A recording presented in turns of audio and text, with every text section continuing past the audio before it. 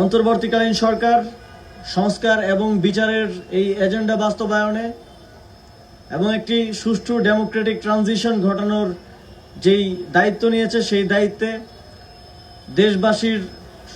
সকলের থেকে আমরা সহযোগিতা প্রত্যাশা করি এবং বাংলাদেশের জনগণ একটি রক্তক্ষয়ী গণ অভ্যুত্থানের পরেও ধৈর্য সহকারে যেই প্রজ্ঞার পরিচয় দিয়েছে, কোনো প্রকার বড় ধরনের রক্তপাত হয়নি। দেশের জনগণের ল অ্যান্ড জাস্টিসের প্রতি যেই শ্রদ্ধা দেখিয়েছে, সেখান থেকে আমরা আশ্বস্ত হতে পারি, আমরা ভরসা পাই যে দেশের জনগণ দেশ পুনর্গঠনেও ধৈর্য এবং তাদের অংশগ্রহণের মাধ্যমে এই গণঅভ্যুত্থানের যেই ফসল দেশের মানুষ পেতে চায়